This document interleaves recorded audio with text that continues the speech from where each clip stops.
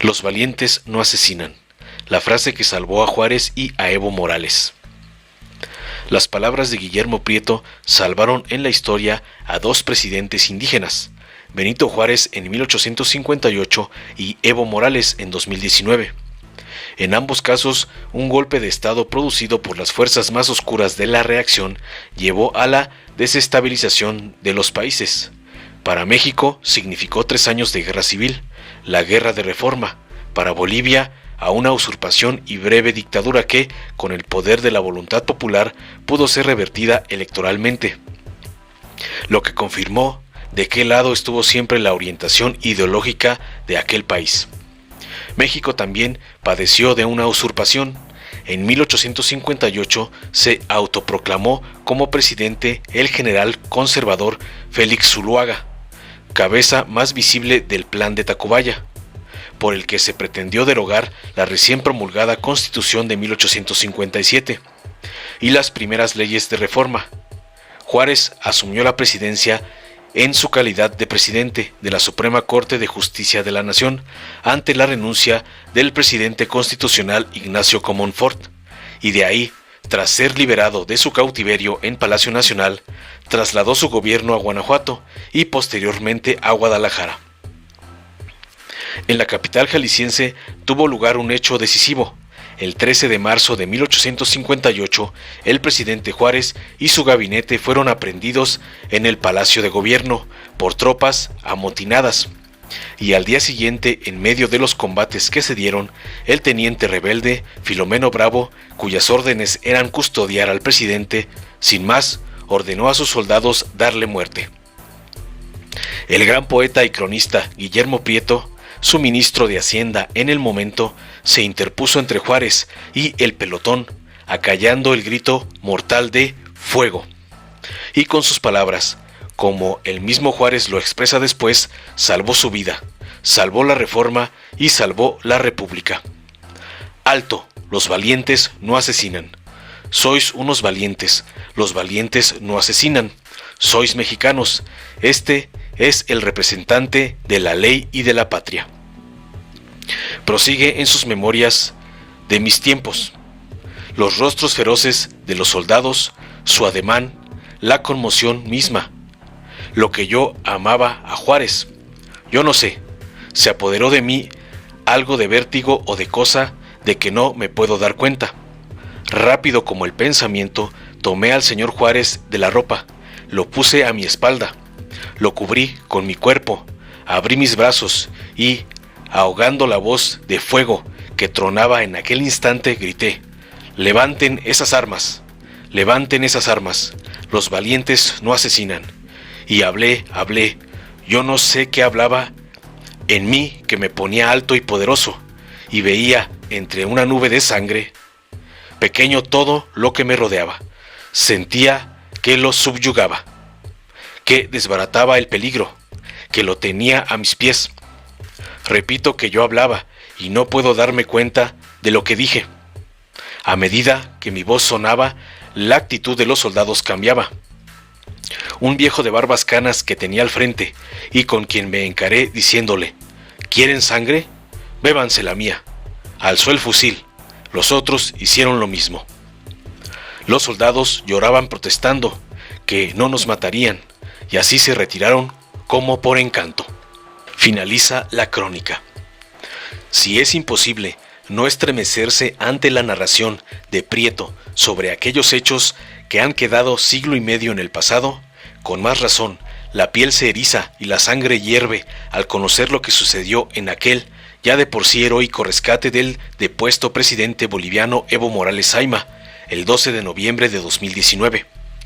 Los eventos ya son conocidos. La aeronave de la Fuerza Aérea Mexicana arribó a Lima, Perú, el 11 de noviembre con la orden de el presidente Andrés Manuel López Obrador de traer sano y salvo a Evo Morales. Tras los eventos del golpe de Estado dado por la élite criolla y racista, con la bendición del secretario general de la Organización de Estados Americanos, Luis Almagro, o Almugre. El peor de cuantos dirigentes ha tenido esa cuestionada institución.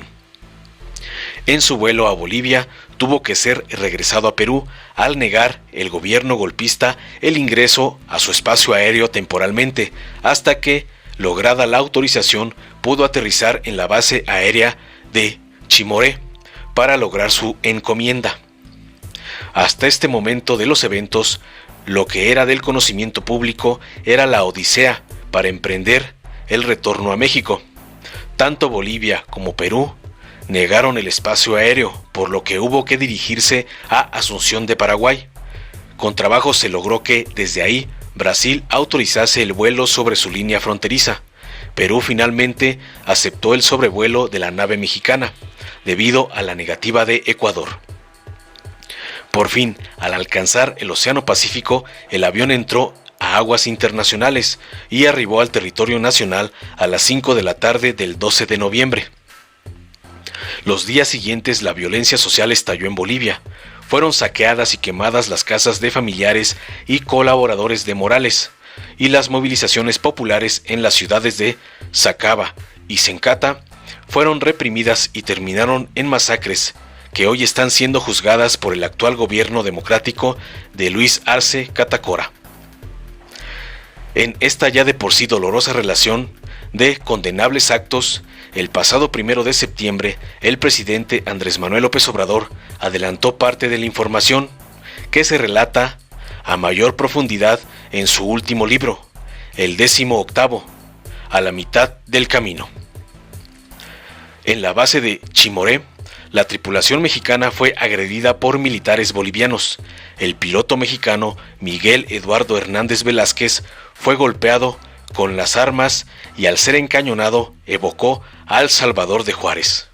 Joven, soldado, los valientes no asesinan. A pesar de que el forcejeo continuó, la aeronave al fin pudo despegar, pero al vuelo, esta fue atacada, afortunadamente de forma infructuosa, por un proyectil lanzado por un lanzacohetes RPG-7 de fabricación rusa. Solo la destreza de Hernández en las maniobras aéreas pudo salvar nuevamente al presidente indígena y a la tripulación entera. Como un nuevo Guillermo Prieto, dicho esto con absoluta responsabilidad y conciencia, lejos de las burlas y ridículas comparaciones de Enrique Krause, Evo Morales logró arribar a México sano y salvo, donde permaneció algunos días hasta que llegó al poder el presidente argentino Alberto Fernández, quien también le concedió el asilo humanitario hasta que, al triunfo electoral en Bolivia de Arce Catacora, pudo cruzar la frontera y regresar a su patria con un triunfal recibimiento. La actuación de México en esos acontecimientos deberá ser recordada como una de las más honrosas páginas de su historia diplomática, y las palabras de Guillermo Prieto recordadas como una gran reserva moral ante las tendencias asesinas de la reacción ultraconservadora. Informó Mr. Politicón. Nos vemos el próximo video. A la mitad del camino. Aquí está mi pensamiento y la acción que se ha llevado a cabo por el gobierno en 2 años 9 meses. Lo recomiendo, en especial lo recomiendo a nuestros adversarios para que conozcan las razones, los argumentos de lo que estamos llevando a cabo. La política es, entre otras cosas, pensamiento y acción. Y aquí está el pensamiento y aquí está la acción. Entonces, les aseguro que no se van a aburrir, no van a bostezar, les va a gustar, aun cuando no estemos de acuerdo, porque eso es lo importante. No podemos tener un pensamiento único, eso no corresponde a la democracia.